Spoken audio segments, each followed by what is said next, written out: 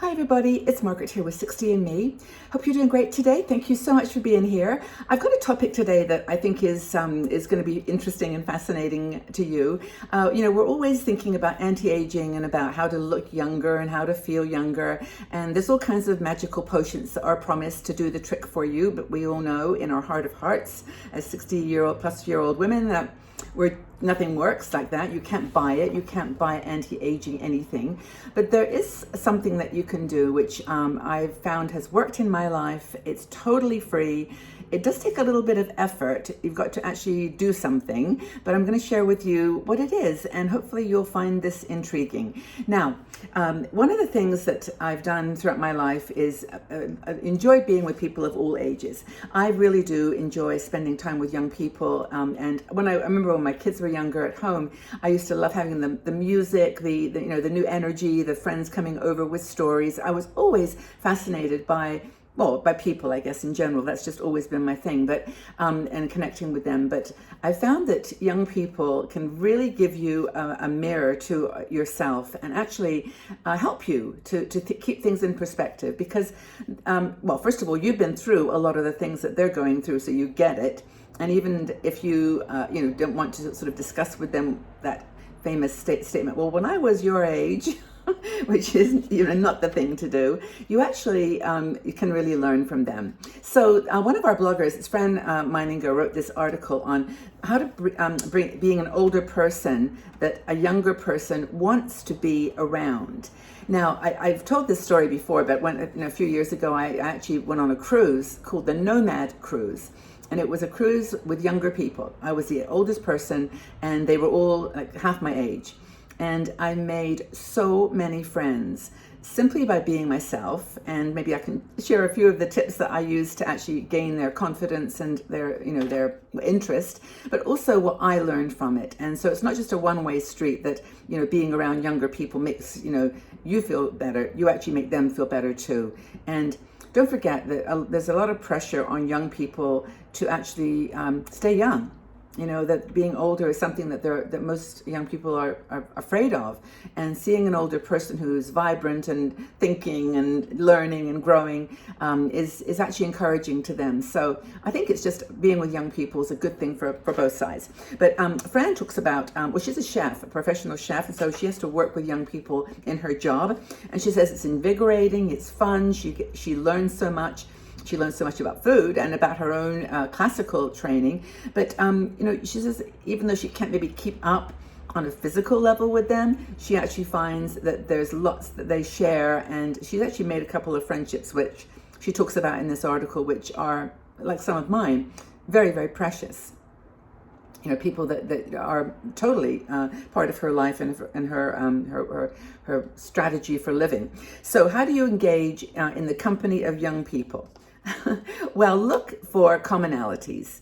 I mean, we say, we won't have the same interests, but that isn't true at all. Young people do have, you'll find the threads of interest. So for example, knitting. I love knitting. And a lot of young people love knitting. I saw a guy that was on a bus or something, and he was knitting, young guy. And I thought, this is interesting. There's some craft commonalities. There's books that you find intriguing, types of books, types of topics that you find useful. Even like if you want to get granular, you could talk about a TED talk that you've watched or a movie that you've watched, and just see where the commonalities are. Because a lot of this as you're older, a lot of the things that you're interested in as you get older are things that you had an interest in when you were younger too. So it continues. I mean, maybe that person loves music or has a passion for fashion or a passion for makeup. It may not be your key priority, but it definitely might be something where you can connect. It's all about making a connection. The second thing that she talks about in terms of making yourself a person that young people are interested in and want to meet with is, don't talk about your surgeries and your medicines and your your illnesses, because most young people are enjoying good health, hopefully. That's kind of what we all hope for.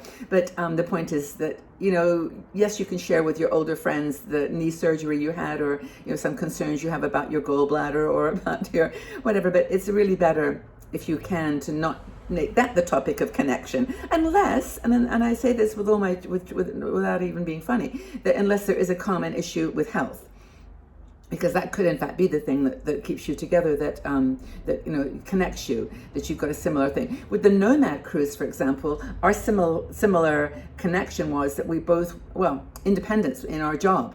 We wanted to be able to work from wherever we were in the world. We wanted to have freedom to travel, to visit different countries, to do slow travel, and to be with people who were innovators and entrepreneurs. So that was our common interest, and that, so if you can find an event that is kind of specifically geared to a commonality, that would, even a cruise. I mean, even young people going on cruises with older people, it's the same thing. So the next thing, third thing is that Fran talks about is just to be gentle with them. Talk gently with them. You ask them about their life. Don't grill them. They say, well, I'm not, talking to my mom at the moment. Don't go like, oh, wow, that would be really upsetting if I was your mom. Don't say that kind of stuff. It's like, just be with them. Listen. Listen to their concerns. And even if there are things that you've in your own life learned from, like say they're in a relationship where they're just not happy in it, or there's some aspect of it that is not perfect, or to them, because young people want perfection, right? Then ask about their plans, their school plans, what they're doing, how they're living, or relationships, but don't probe and pry. Don't grill them with questions, and don't say, well, when I was your age. Just listen. The next thing, it's the next point. Listen more, talk less. Ask open-ended questions. Do you have a boyfriend? Yes, no. Don't ask that. Say, what kind of guy are you looking for in life? What are your things you look for in a man? It's like, say something that gives them a chance to think, well, yeah, I am looking for someone who is this and this. What are don't say, does your the boyfriend or friend have those qualities? Yes, no. Say which ones does your current boyfriend have? Which ones are the qualities does you love about him? So that's the open-ended questions. That's an art in itself, just in general, the art of asking open-ended questions. But be a worthy confidant. Not that you're going to turn around and call a girlfriend or call a friend and tell your husband or whatever what that person said, but just be trustworthy. I think that's a very, very fragile emotion, that for all ages, of course, but for young people that are going through, that growing, don't judge, just be honest.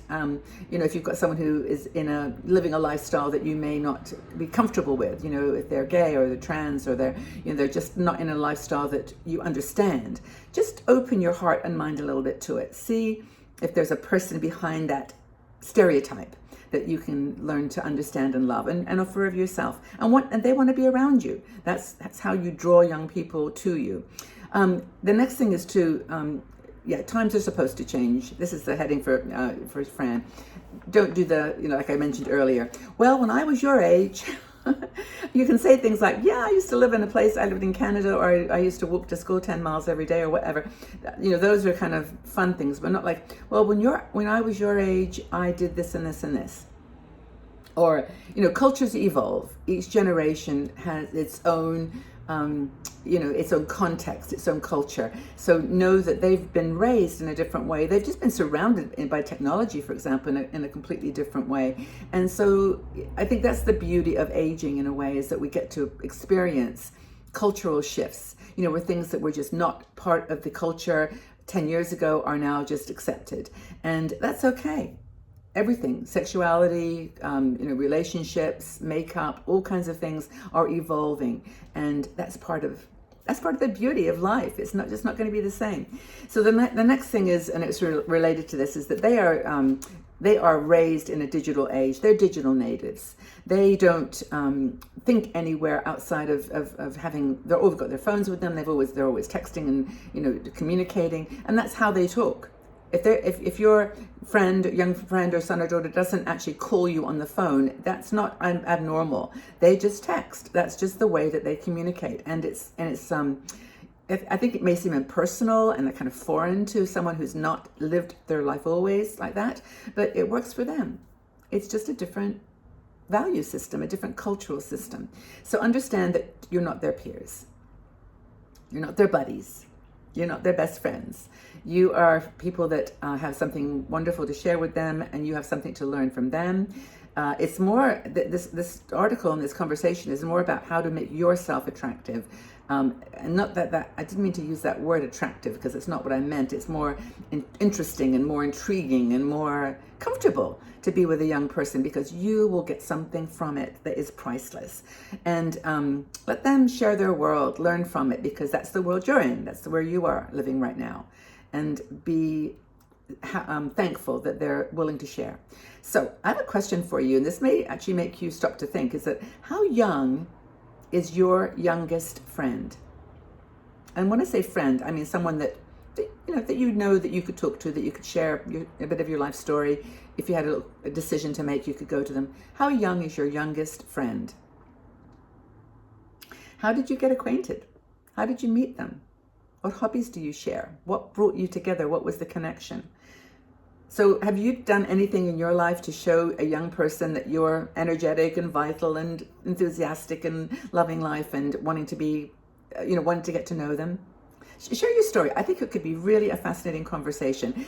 Here on 60Me, 60Me is for women over 60, but over 50, 60, 70, 80. But hey, if we're younger women join us, that's good too. I mean, we're all in this together. We're all on this journey together. So thank you so much for being here, everybody. I hope that you found this useful. Please leave your comments below. Let's join and hold hands together, walking each other home. I'm with you always, and so grateful that you're here. Thank you so much for your support. Love you all. We'll see you again soon. Bye-bye for now.